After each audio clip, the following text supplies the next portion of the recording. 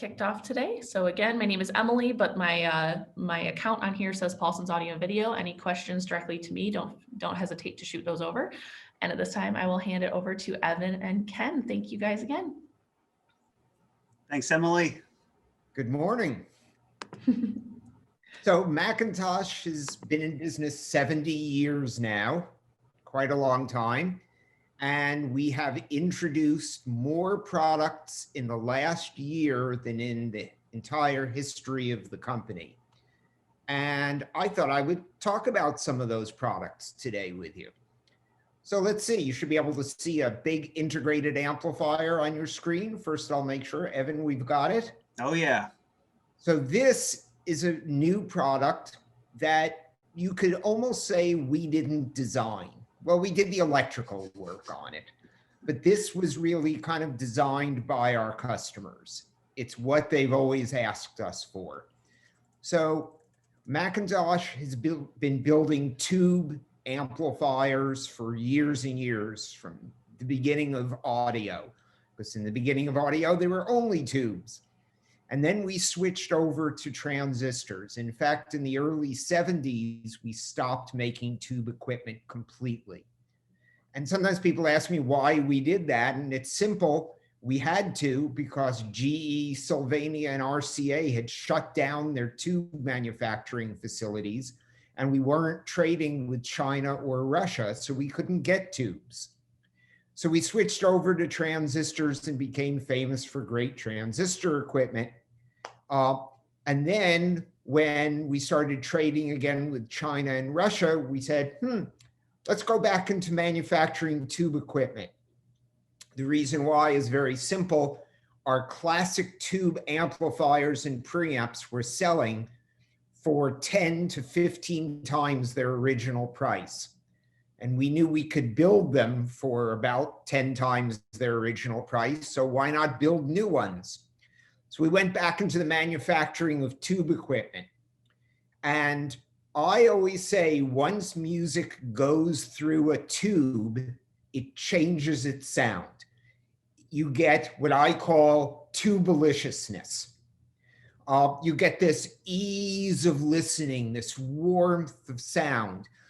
If you ask 10 electrical engineers why tubes sound different, you'll get 10 different answers, which tells us that at least 9 of them are wrong. The answer is we don't really know.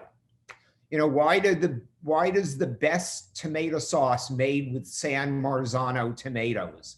Everyone's got a theory. And some people say they're higher in sugar. Well, it can't be that, because otherwise you'd buy tomatoes from, Oklahoma and just add sugar to them and it would taste the same. But for some reason, tubes just have this great sound. So we love the concept of a tube preamp and a solid state power amp. That's kind of the magic combination for a lot of people, because there's a lot of people like me. I like that warm, rich sound of tubes, but I also, and not everyone falls into this category, when no one's home on a Saturday afternoon, I want to put on the Doobie Brothers, close my eyes, turn the volume up to 11 and pretend it's 1972 again, the first year I got involved with Macintosh. And you can do that with tubes, but it costs a small fortune to buy that much power to do that. It's easy with solid state. So we have now an integrated amplifier that you see, and it's got tubes in the preamp. So it's got a full dose of tubeliciousness, and it's got 350 watts per channel of solid state power. So it can play very loud. It's got a warm sound. It's got an 8-band equalizer on the front. So if your speakers or room acoustics aren't perfect, you can correct. And it's got a whole lot of other fun things on it. Let's see if I can get to the back. This is where all the juicy stuff is. So this has got enough inputs for a really sophisticated system, and it's got a hookup for a turntable. In fact, you can have 2 turntables, because typically someone in the family is an audiophile and might have a high-end turntable with a $1,000 stylus in it, and they don't want everyone in the family using that. So they might have a second turntable for the rest of the family to use. This has got 2 turntable inputs, and it's got a DAC built in. So I want to talk about this for a minute. We've all heard the term digital. Digital is when you turn music into ones and zeros. You can manipulate ones and zeros 100 times and you don't lose quality. You've all heard of the game of telephone, where you tell a story to someone and then they tell that story to someone else, and it keeps changing. That's analog. In digital, we turn the music into ones and zeros, and then when it gets turned back into music, the computer chip that does that only knows to respond to ones and zeros.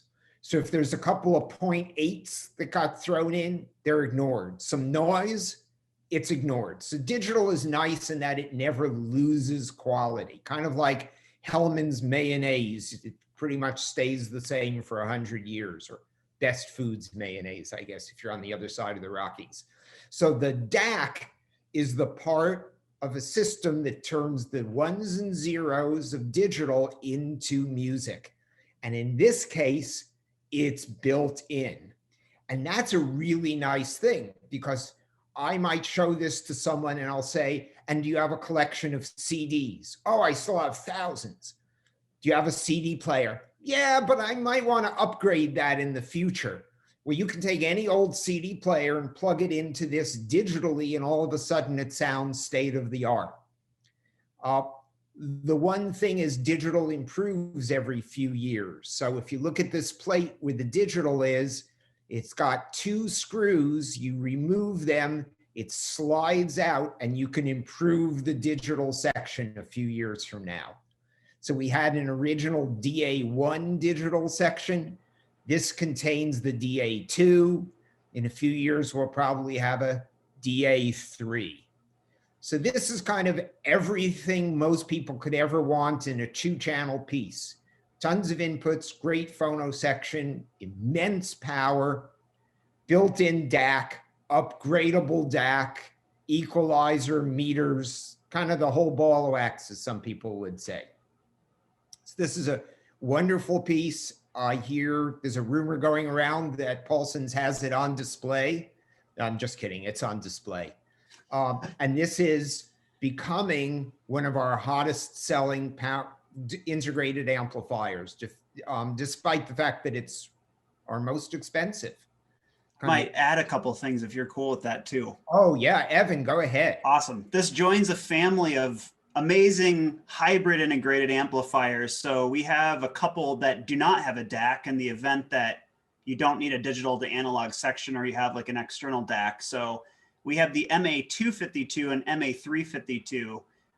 Paulson's is displaying the MA352, which is the larger of the 2 hybrid integrated amps. So now we are really excited that we have 3 different hybrid integrated amps to choose from. Hybrid, like Ken said, meaning it's a tube preamp with a solid state power amp.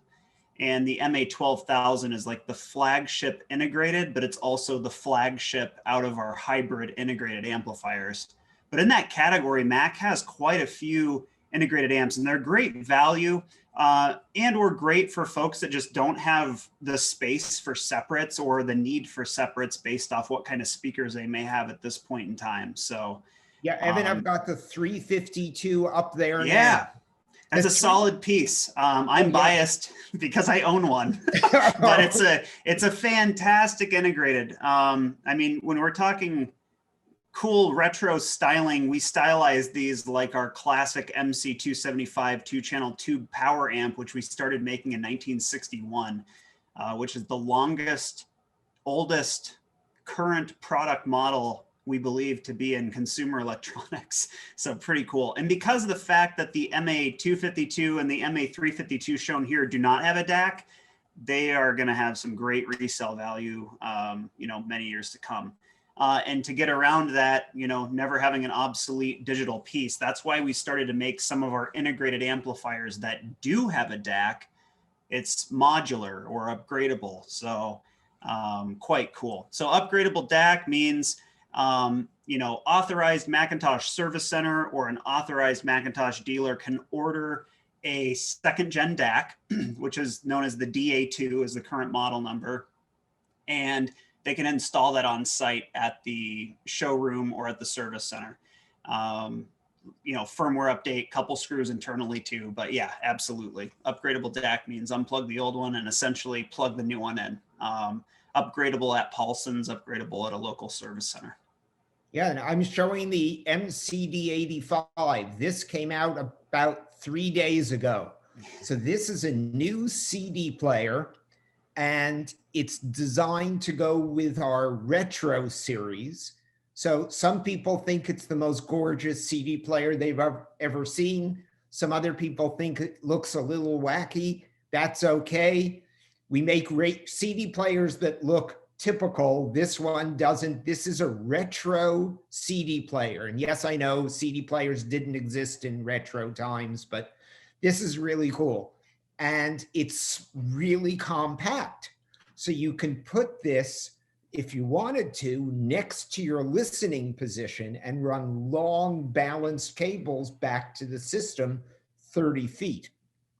But this has some other things going on that are really neat.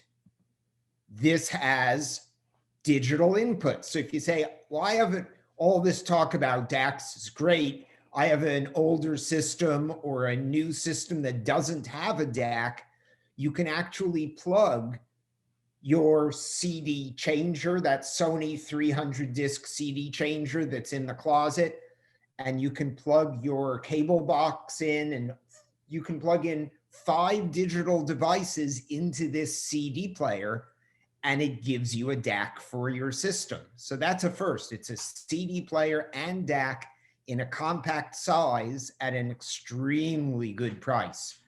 I never talk about prices on Zoom calls, but this is less expensive than other Macintosh CD players. Ken, do you want to talk about our DACs? We're getting a couple questions from the group. One, ladder DAC is the latest craze, supposedly very analog sounding. And I think some of the folks are wanting to know, do we make our own DACs? Okay. Wondered if it's R2R, ladder, Sigma Delta. Okay. So what we do is we don't feel that one kind of DAC necessarily sounds better than another kind of DAC.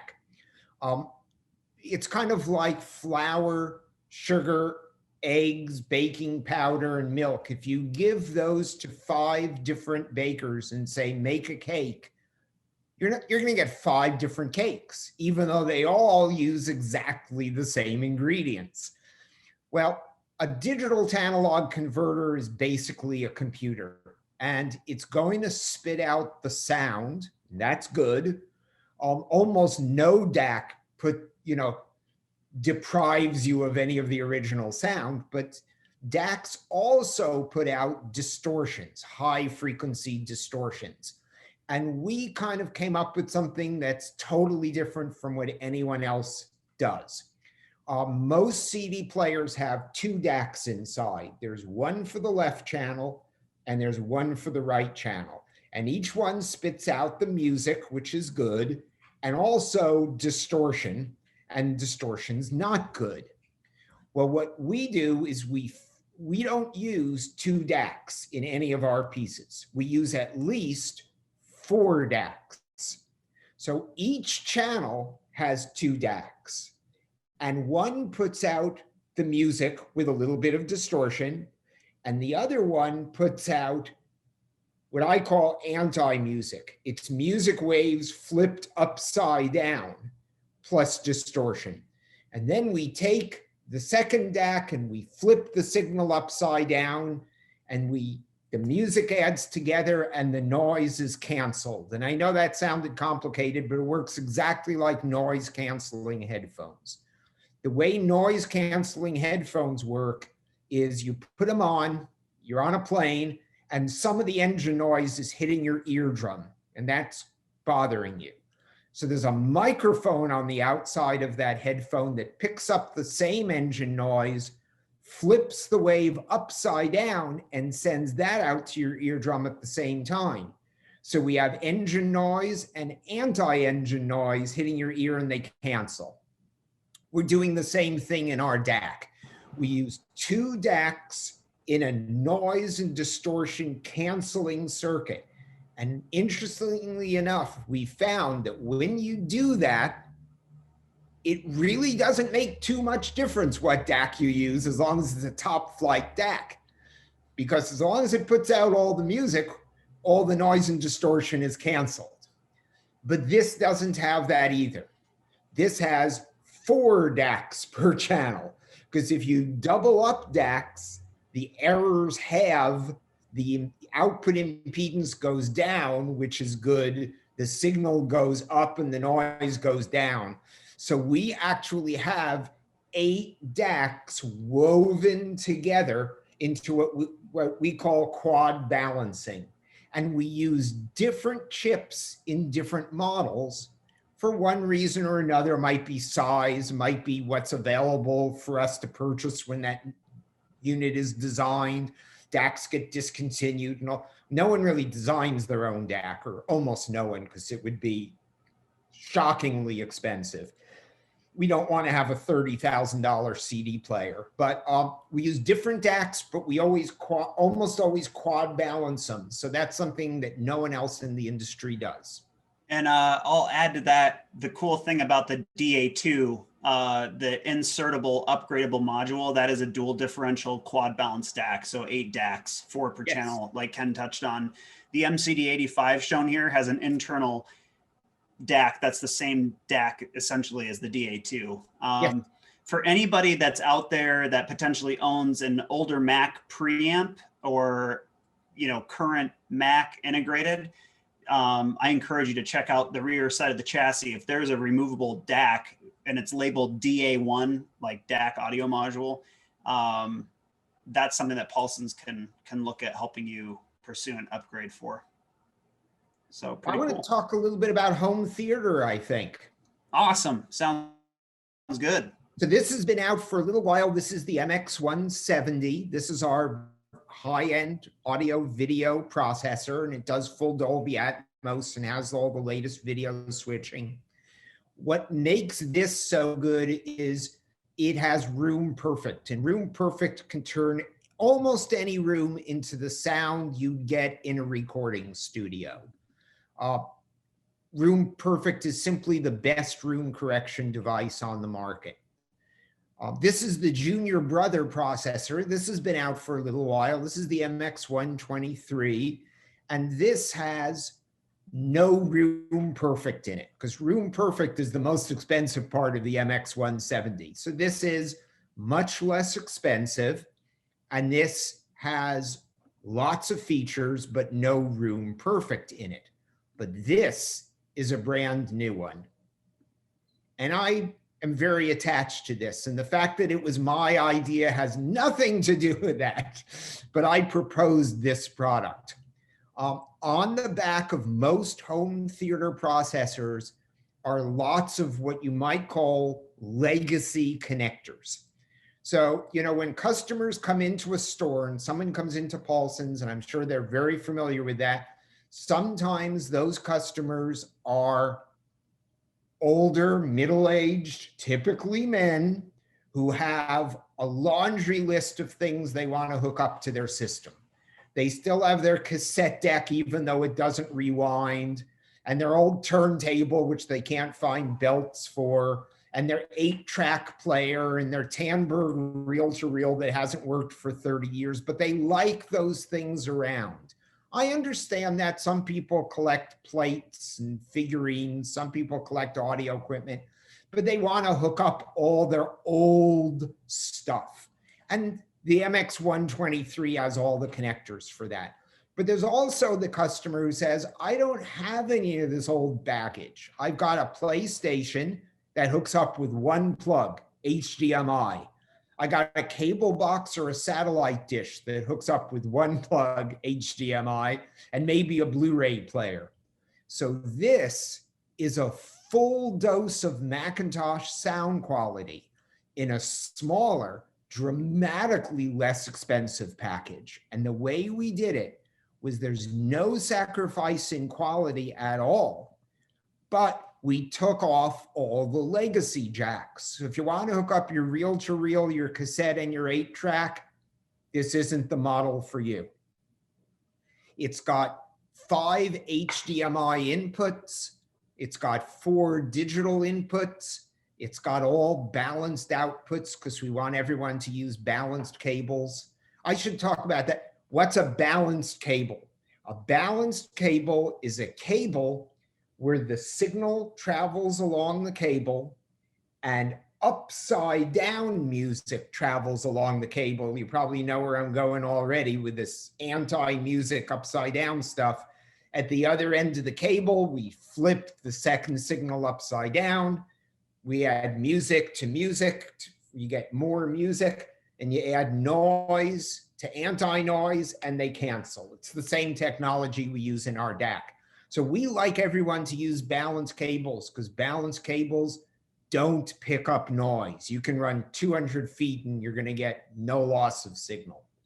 So this is brand new. It's a new, no compromise Macintosh home theater processor without the jacks for hooking up old equipment. And it's even rack mountable. And the rack mount ears come in the box. So that is a neat product. What I don't want to do is have customers buy receivers if we can help it. I know customers who, when home theater came out, they bought a 100-watt 5-channel home theater receiver. And then when component video came out, they bought a new 100-watt times 5 receiver. And then when HDMI came out, they bought a new one. And when Dolby Atmos came out, they bought a new one. And they keep buying the same amplifier over and over again. It's only the video and audio switching that changes. So having separates means the amplifier never has to be changed. Because once you buy a Mac amp, you're pretty much done for life. And we've got a new amp to go with that. Where are we? Here we go. So this is a new power amplifier, and this is immensely powerful. It has 250 watts for the 3 front speakers and 120 watts for your surround speakers. It's 7 channels, so it's got plenty of power, but it has unbelievably high peak power. This into 4 ohms, and almost all good speakers are 4 ohms today. This amp peaks at over 600 watts into the front 3 speakers. But it's smaller, and it's lighter, and it's less expensive. How did we do that, Evan? What's the trick? We have awesome digital modules. Yep. I was just writing that as an answer because we got our most Mac amps Class AB, and the answer to that question is yes. And the only exception to that currently are the 2U and 3U rack mountable distributed audio or CI amps, which Ken's talking about right now. Right. They're really cool. Digital amps have the advantage that they run cooler and they're smaller in size and they're more efficient. And although some people may tell you that they don't like the sound of digital amps, that's probably because they haven't listened to one for the last 3 or 4 years. Digital amps can sound excellent. They do have one disadvantage. Digital amps or Class D amps, when you overdrive them and you go past their limit, and remember here, it's pretty hard to do that because that's over 600 watts. But when you go past their limit, they sound terrible. That's the beauty of tubes. You can overdrive a tube and it sounds a little fuzzy, but it still sounds kind of funky and cool. Transistors sound harsh when you overdrive them, but Class D amps, when you overdrive them, it's all of a sudden the world came to an end. It sounds unlistenable. But we have a patent on a circuit called PowerGuard that prevents ever overdriving your amp. So we devised a digital version of it, and that's built into this. So this is a Class D digital amp that if you overdrive it, it probably sounds terrible, but since you can't overdrive it, we never have to worry about that. It's got power guard. So brand new, really neat, and this can go with our new home theater processor. Hey, Ken, we also got a question, Good. relating to like, are all Macintosh products made in Binghamton? And the answer to that is 99. Almost. Yeah, almost. It's like so close. But Yes. I wanted to just have us hit on the fact that we cut our own glass faceplates, we paint them in-house, we bend and stamp our own metal chassis, we wind our own transformers, we populate our own PCB, both with human hands and surface mount technology or surface mount device machines. But if you want to elaborate maybe a bit on that. Sure. Well, we awesome. have a little portable headphone amplifier DAC that's about this big, and that's made overseas for us because that has to be made by robots. And we have parts insertion machines, but we don't have robots. We also have a couple of we have a sound bar, and we have a little Play-Fi powered speaker. Again, these are, most Macintosh products are big and heavy, and these are small and light, and that's just not something we can do. So those two components are also done overseas. Other than that, it's all made in the Macintosh factory. So yeah, only 3 products, and they're considered lifestyle products on our website. All the rest we do ourselves. If you guys don't mind me jumping in for just a second, we've been sharing a lot of digital content regarding all of our brand partners, one of course being Macintosh throughout Audio Month and Music Matters. And we shared a video of your brief factory tour. We also shared some videos of some of your sound sessions, listening sessions, some stuff from your YouTube. So if you check the Paulson's social media pages, such as Facebook, Instagram, Twitter, LinkedIn, all of that stuff, you should see some fun content from Macintosh that lets you take a peek into the world where all of this great stuff is built right here on our soil. Yeah, and we've been building in the same factory since 1951. By the way, I want to head off one question. Someone's going to ask it in the next few minutes probably, so I'll answer it now. How long does a Macintosh last? I get that question all the time. So I'm going to answer it right now. We don't know.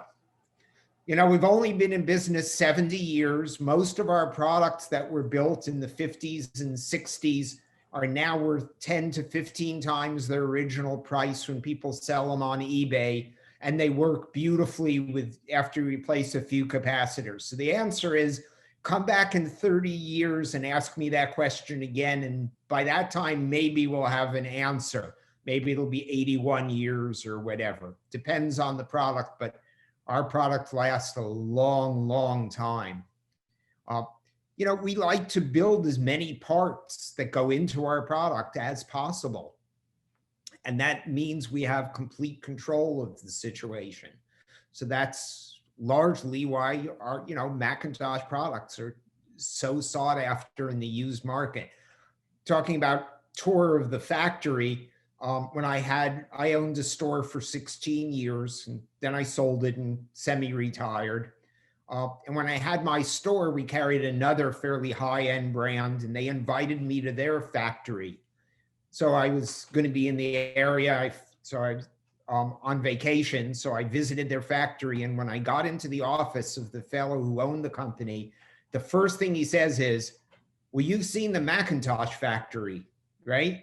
I said, well, yeah, I've probably been there 20 times. He says, this isn't like that. And it was about a 15-minute tour because most companies just assemble things. Everything is bought somewhere else and they screw it together. And that's the opposite of what we do at Macintosh. Evan, what other products would you like me to talk about? I think we should cover, so far we've covered the MA12000, the MCD85, the MX100, and MI347. I think it would be cool to maybe talk about how we show up in the headphone category, because there are a lot of headphone listeners that are out there. And we just launched a really new and exciting alternative to our beautiful MHA150, which is like a 2-channel integrated amp that has an output autoformer specifically designed to drive all kinds of headphones. And it has a digital section and all this stuff, but that may be a little bit of overkill and more than what some folks need. So we've now created a really cool tube headphone amp, which Ken's putting up on the screen now. Yeah, so tubes make a lot of sense to use with headphones. So speakers, a few speakers are 2 ohms, some speakers are 4 ohms, most are, and some speakers are 8 ohms. And that's about as high as they go. That's called the impedance of the speaker. It's not very important, doesn't tell you the quality of it. It's just like what octane an engine needs to work well. Well, headphones are all higher impedance, and tubes like higher impedances. So to use tubes for headphones just makes a whole lot of sense. So this is a tube headphone amplifier. Now it has 4 headphone jacks. The one on the right here is a regular 1/4-inch headphone jack that 90% of customers will use. Adjacent to it is an XLR balance type jack with 4 pins on it for headphones that might use that. And then next to it are individual left and right 3-pin XLR jacks. So although not many people use those, there are a few headphones that have them. We wanted this to be able to use with any headphone. Now, some headphones are 8 ohms to 200 ohms, and some are 200 to 500 ohms. Some headphones are higher impedance.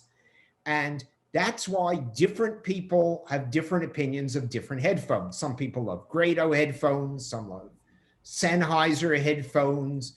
Everyone's got their favorite brand of headphone, and they'll swear it sounds the best. And they might all be right, because in one amplifier, one headphone might sound the best, but in another amplifier, a different headphone might sound its best. And it depends on how well matched the headphone is to the amp. Some companies, a couple of high-end headphone amps, have gone as far as to have 4 identical looking headphone jacks on the front, and you can try your headphone into different jacks to see where it sounds the best. But that approach is using what's called resistors to match impedance, and that's a waste of energy. That's my analogy to using resistors for that is like getting in your car in the morning, starting your engine, putting a brick against the accelerator pedal so it's floored, and then start driving, and when you want to slow down, pull up on the emergency brake. This is not the high efficiency way to do it. Ideally, in a perfect world, you'd have an output transformer for the headphone with different taps for different impedances, and then you'd have a knob to turn to adjust that. Well, that's what this is. So this is the headphone amp pretty much the world's been waiting for. It's tubes, it's got output transformers, it's got every type of headphone jack you could ever want, and it has variable impedance right on the front panel. You just turn a knob wherever it sounds the best, you're good. So that is a brand new product. Now I have to tell you, it comes with the tube cage to cover up the tubes. Whatever you think this is in size, it's probably smaller. This, the other picture gives you a bit of an idea, but doesn't really do it justice. When you see this in the flesh, it's half the size you probably thought it was, but it weighs twice as much as you could ever imagine. This thing is a brick. I think there's an image, maybe it's sitting side by side by a 275 on our website or something. I might be mistaken. Yeah, I'm not seeing that. No, maybe not. Of pictures, but it's just so cute. You just want to hug the thing. Years ago, we had a 50-watt mono power amp called the MC50. for people who had a center channel speaker. This is in 1971. And they're going for huge money on the used market just because they're so darn cute. This is even cuter than that. And notice it's got a balanced input, so you can run long cables from your stereo to this. So that's brand new. Just a couple of days ago, we announced that. I can talk about other new products. Do we have other questions I should be addressing? We do make tube amps. So we do have a question from PTG. So we do make a couple different tube amps, and I was actually going to ask Ken to cover this because I mentioned the MC275. Since we've been making this model for nearly 60 years, well, it'll be 60 years this year that we've had this product, but it's a 2-channel, 75 watt per channel tube amp that uses KT88s for the output, as well as the same input tubes that we use on a lot of our products. But what I like to mention about this product is there are thousands of these out there that we've sold throughout the years. Yeah, and sometimes someone gets the itch to bridge this product and convert it into a monoblock. And this is like the one Macintosh amp that is bridgeable, that's a feature set or an option on. And so we've catered and helped out several folks throughout the past 60 years do that. But more recently, for our 70th year anniversary in 2019, we said, it would be kind of cool to just sell a product that is essentially 2 MC275s on one chassis. And that product, when we announced it for our 70th year anniversary, was called the MC2152. And that's since been discontinued because now we're on our 72nd year as a company. But that used, that was a 2 by 150 watt. And now this year we've announced the replacement to that model, which is the MC1502, which is a 2-channel 150 watt tube power amp. And it taps out at 2, 4, and 8 ohms for different speakers. And that's kind of the latest and greatest. So we make a couple different ones. And then we also have a monoblock tube amp. And we also have a hybrid dual mono block. So Ken, I don't know in which order we want to cover these in, but if we want to talk maybe MC1502, MC275, and what is the MC2301, and then maybe we even discuss the MC901 at the end. Do that too. Yeah, cool. Thank you. Our tube section, our tube design is radically, completely different from anyone else's tube design. Most tube amplifiers can go right to the limits of the frequencies we can hear. They usually drop off a little bit in the highs. So tube amps are usually good up to about 10,000 hertz and then do pretty well out to 20,000 hertz. And 20,000 hertz is simply as high in frequency or pitch as we can hear. The Mac tube amps go to 70,000 hertz. Most tube amps, if you drive them at full power, at very high and low frequencies, go up in distortion, typically to maybe 3% distortion. We run about 0.08% distortion at the frequency extremes. And the way we do this is we use, and it's going to sound like I'm repeating myself again, we have 2 tubes producing the same music at the same time. One of them's producing inverted music. Then in the output transformer, we invert it again. The power goes up and the distortion goes down. We've used this technology before anybody else, balanced technology. So these are very low distortion, very wide bandwidth tube amplifiers. Well, the 275, which we'll just show again, is our classic tube power amplifier. We've been making it since the 1960s. It's the lowest distortion tube power amp on earth, except for its bigger brothers. And it's the most reliable tube amp on the market. It just is. These things just work. Someone's asked me at a hi-fi show fairly recently, last year, I think it was, well, Ken, I hear that the Mac 275 is by far the most reliable tube amp on the market. I said, yes. And he said, what makes it so reliable?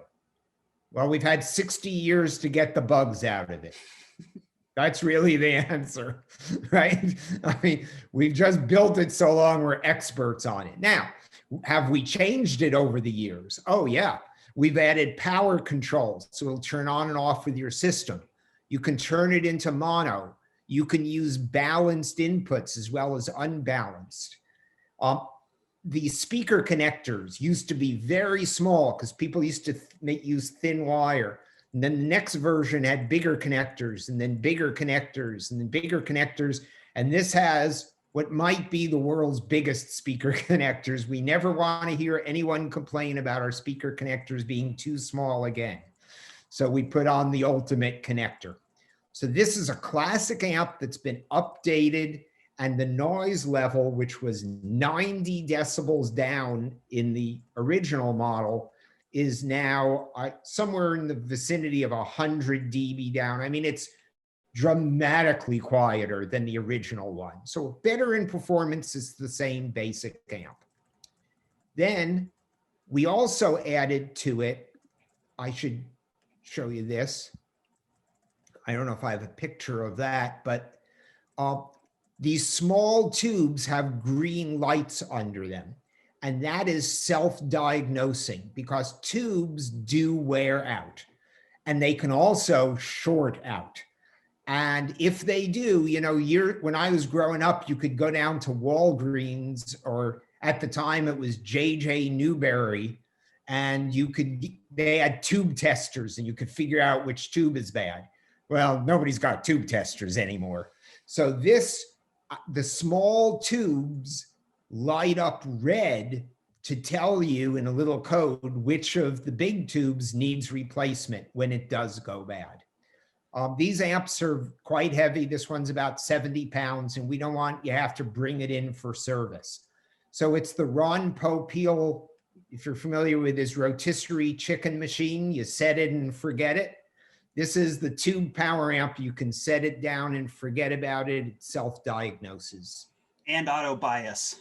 And auto bias. We never have bias adjustments. That's right. Just such a silly thing. A lot of tube amps, you have to keep adjusting them every few months, and you get out a voltmeter. And, you know, that's great for people who work on their own Porsche, but it's, you know, it's not for me. So this is its bigger brother, and it's twice the power. It has twice as many big tubes. The small tube complement is the same. So this is a bigger version of the 275. This is starting to sell incredibly well. Now you'd say, well, Ken, does Macintosh make a super powerful tube amp? Well, that's the 2301. And this is 300 watts, and it's a single amplifier. So you need 2 of them to do stereo. Or you could use 14 of them in a Dolby Atmos system. That would be kind of cool. You have to have good air conditioning at that point. So this amplifier uses tubes in quad balanced format to cancel its own noise. So this amp has more tubes, so it should be noisier than the other ones, but it actually has no hiss because it cancels all its own hiss. So this is a quad balanced tube monoblock. We've been asked what class amplifications are our tube power amps. All our amps are always class AB. So unless otherwise stated, but class D is the only thing that deviates from that. Right. Yeah. And we don't use class B for our traditional 2-channel product. Right. So there's 2 classes of audio, basically. There's class A and there's class B. No one uses really B. What they do is class AB. And let me try to explain what this is. So Evan, I got a question for you. In the morning, you probably have an alarm clock that goes off, right? It's a huge bucket of water that just dumps right onto my face. Well, that answers my question right there. I was going to say, when your alarm clock goes off, are you at full working potential instantaneously? I am not. I am not.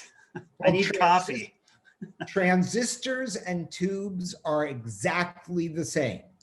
So let's say a tube or a transistor is designed in a circuit to amplify 10 times. It amplifies signal 10-fold. So you put in 4 volts and you get out 40. You put in 0.4, you get out 4. You put in 0.004, you get out 0.04. But if you put in 0.0004, you get nothing out. Tubes and transistors are like people in the morning. They need a certain amount of push before they get going. And unfortunately, every note of the music starts out at 0. You know, the wave starts at 0, and then the wave goes up, and then the wave goes back down to 0, and then goes to negative pressure. And every time it passes through 0, through a tube or transistor, it gets stuck at 0 for a moment. It sticks. And that's called crossover distortion or notch distortion. And all amplifiers have that. So we want to get rid of that. So what we use is bias. And bias is a certain trickle of electricity going through the tube or the transistor at all times, so it never falls completely asleep. And the more bias you use, the shorter the time period that the amplifier is asleep when it's making those transitions. So the higher the bias, the lower the distortion is. But the higher the bias, the shorter the lifespan of the tube or the transistor, because it's running hotter. And the hotter something runs, the shorter its lifespan. So class A is the simplest thing in the world to explain. Class A is super inefficient, uses up a ton of power for the amount of power it produces. But the amp produces no notch distortion, because the transistors or tubes, believe it or not, are going at full bore all the time. When the music's at 0, the amp's at full power consumption. Again, this is exactly equivalent to putting the brick against the accelerator in your car when you get into it and pulling up on the emergency brake. So the question is Macintosh going to compromise on sound or lifespan? And years ago, Macintosh, before they made their first commercial amp, completely solved the problem. We developed the unity coupled tube circuit that completely eliminates notch distortion. Doesn't reduce it, it's eliminated. You can't even measure it. And therefore, we were able to lower the bias. I mean, why have high bias? Why do class A if there is no notch distortion? If you have no problem to solve, why bother solving it, right? So our amps are class AB. They're low AB, technically, closer to B, yet they have no notch distortion. And it's patented, and no one else in the world has that. So hopefully that's the all-encompassing answer for you. If we hadn't patented that circuit, we might offer a class B amp, but we'd have to let people know. This amp is huge, runs hotter than Hades, produces no power, and you're going to have to replace the tubes all the time. That's what we would have to say. We don't like compromises like that. Cool. Do you want to hit on why we do use the tubes that we use, specifically on output tubes? Yes. So we like KT88 tubes. Now, it's interesting. The KT88 has been around forever. It's also called the 6550. The glass envelope is a little different shape, but it's the same basic tube design. And it's reliable, it's reasonably priced, and we can get extraordinarily low distortion out of it. Since then, some tubes have come along that are almost as good, that are less expensive to manufacture, but reducing the price of our $12,000 amp by $50 doesn't really interest us, so we're not going to do that. Some people have also come out with tubes that are higher power than a KT88, KT120 and all. We prefer, instead of going to a more expensive tube, we prefer to use more tubes. It's just our preference. I'm not saying it's better or worse. So if someone wants to get 120 watts per channel out of an amp, we would double up on the KT88s. Another company might use a KT with a bigger number. It doesn't really make much difference.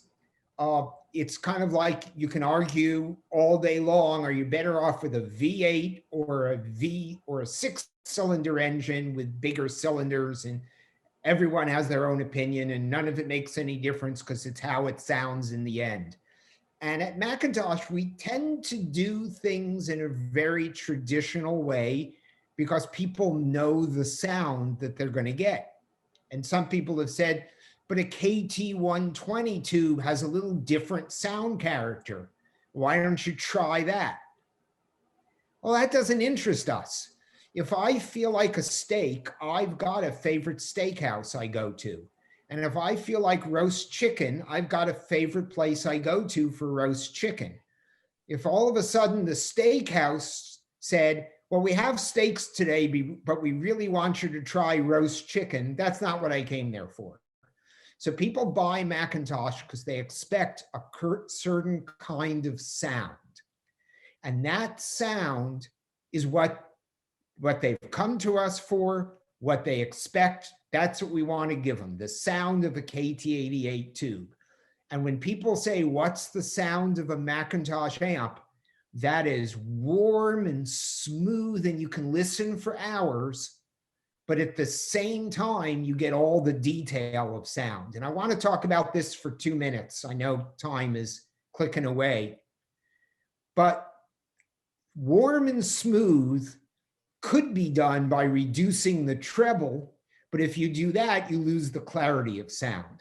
And what I want to talk about just for a moment is what distortion is, because all instruments put out tones and overtones or harmonics. So when you play middle C on a piano, that has a frequency of 256.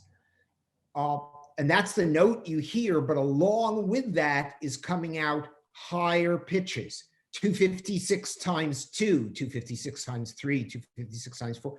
These are natural harmonics, and musical instruments put them out, and these are higher frequencies at the same time as the note.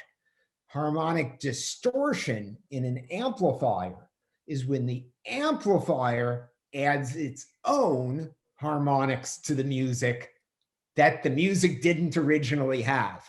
And remember, those harmonics are what in pitch? They're higher in frequency or pitch. So when an amp adds harmonic distortion, it's adding extra high frequencies that wasn't in the music. And that's what gives amps that harsh sound. And what we always talked about is having the lowest distortion in the world.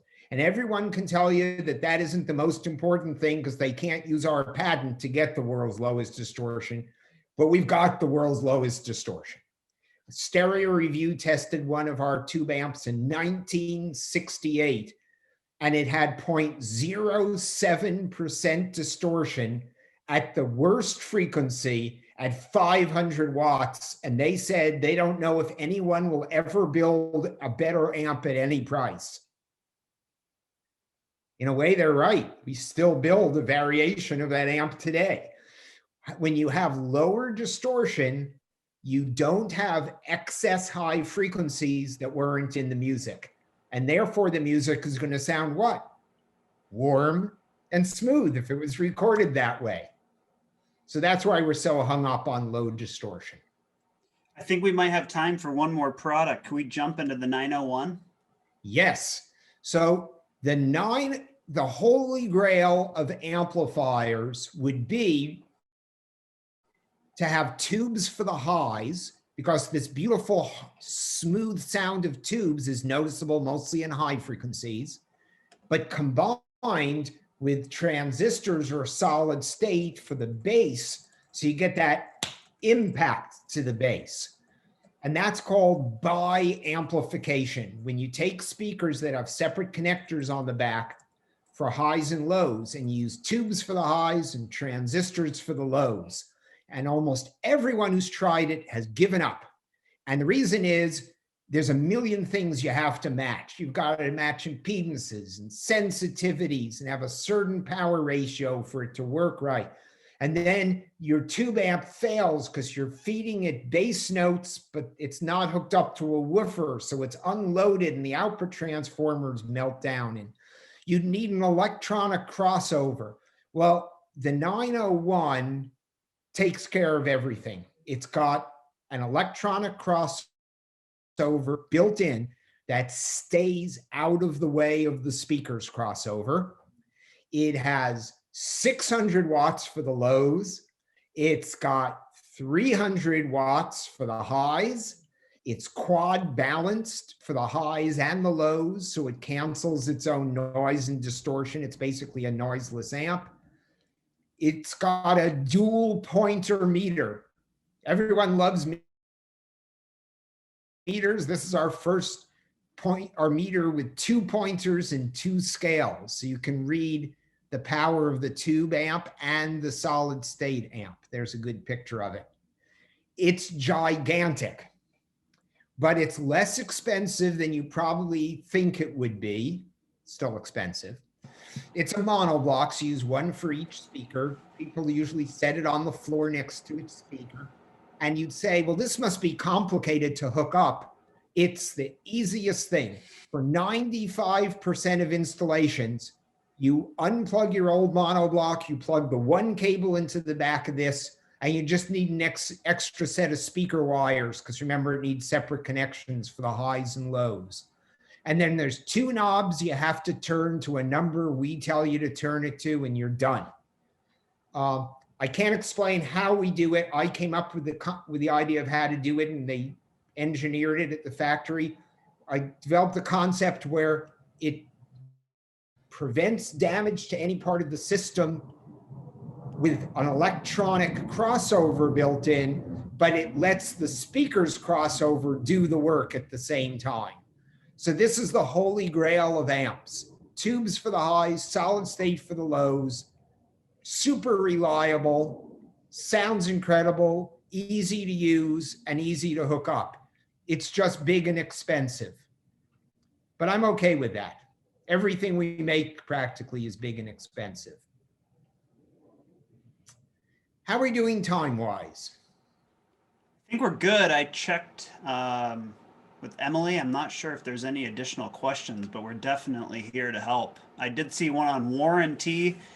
We do have a 3-year warranty on our amps, a 90-day warranty on tubes. Tubes are filament based like a light bulb, so a 90-day warranty is what we offer there. Who makes our tubes? Ken.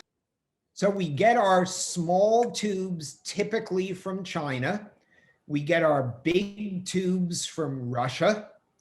And I know we've switched companies once in a while, and sometimes, you know, the Russians pretty much have KT88s dialed in. There aren't a lot of parts in a KT88 tube, I've got to tell you. It's not rocket science. And because of the circuit we use that doesn't need you to adjust bias, and because it cancels its own noise and distortion, we can actually, if one of our vendors runs out of tubes 1 month, we can go to the other vendor and no one will ever come back and say, This amp doesn't sound the same. With our patented circuit, you don't notice that. So they're always branded Macintosh. They always say Mac, but we don't make them. And every once in a while, we use a different tube. We use 12AX7s and 12AT7s and KT88s. And therefore, they're easy to get and moderate in cost. We don't want to use an exotic tube that you have to pay a fortune for. And on a Mac amp, buying matched pairs of tubes is a waste of money. Matched pairs of tubes need exactly the same bias. But we don't care because the way our amps run, the bias is super low because there's no notch distortion anyway. Awesome. Outstanding. I'm going to jump in on one of these here. I saw Keith said it's tough being in this business, having to resist buying these amazing beasts. Yeah, no kidding. Try walking into my showroom every day, Keith. So I saw Matt had a question about a trade-up program. So at Paulson's, we have some trade-up programs for specific brands when they roll those out to us. We as a dealer don't have like an overarching trade-up program as of right now. It is something we have talked about and we would have to work out, and then we would have to specify it by brand and, you know, fine prints and all of those kinds of things. So as of right now, we do not, but we are happy to talk to you about what your current setup includes and then find the perfect Mac pieces to integrate in with that system so you can still enjoy all the things that you love and have loved for years, and then bring in some of this power and performance from the Macintosh side as well. Nice. Very cool. All right, I don't see any other questions right now. I think I wore them out.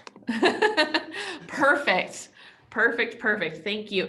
Ken, Evan, my goodness gracious, it has been such a pleasure to have you both on here today. And I mean, Ken, we met a week or two ago on Zoom for the first time, and Evan is a good friend of the Paulson showroom. So of course, you're both welcome back in person or virtually anytime. We would love to have you.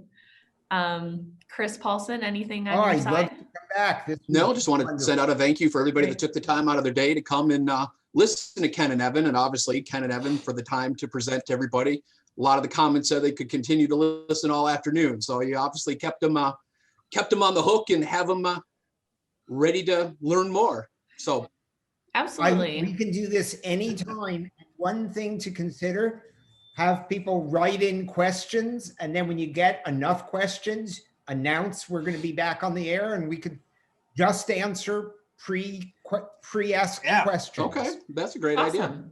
Yeah, and that's actually Thanks a for great having point us. for me. Yeah, thank you guys. That's a great point, Ken, and that's actually something that ties into some of my end of call housekeeping stuff here. So reminder to everybody who's on the call, we have more awesome sessions the rest of the week. We have other great brands who are presenting to us that are a part of our Paulson's family, so we look forward to that. If you are a registered participant, every night I'm sending you an email direct from me, Emily, and it has the link for the following day's presentations and information. And there's also a link to a Google form where you can submit questions ahead of time. Make sure that you stop in and pick up your amenity box. We have one of these reserved for everyone who is registered, and this is our thank you for participating. With it being a virtual setup, it's a little bit different. But we did want to express our thanks with something like this. And there is a lovely gift for Macintosh included in there. So thank you guys for that. Remember, for every session you attend, you do get an entry into our prize giveaway. Our prizes this year include a Sonance Patio Series with amp outdoor audio setup. That is a $2,000 value. We also have a Sonos Move. That's the all-weather indoor-outdoor portable smart speaker. That is a $400 value. And from Bowers & Wilkins, we have a custom vinyl collector's box. That's valued at over $130. That has a set of records that was curated by their engineers to demo on their 700 series speakers. So it includes the Allman Brothers Band, Ryan Adams, Lord, Gregory Porter, and John Coltrane. So hopefully that one gets given to somebody. Otherwise, it might just get lost in my office because I have my eyes on that Coltrane vinyl. So thank you again so much, Evan and Ken.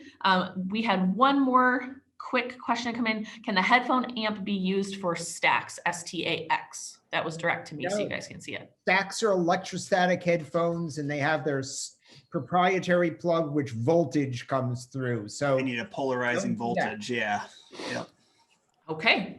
See, quick, right? Easy stuff. Yeah. All Wrong right. answer, but it's right. Well, that's okay. I'm sure we can hook them up with something different if they want it. So thank you all Okay. so much. Have a beautiful rest of your week, and we hope to see you on another session. Bye, everyone. Thanks all. everybody. Bye.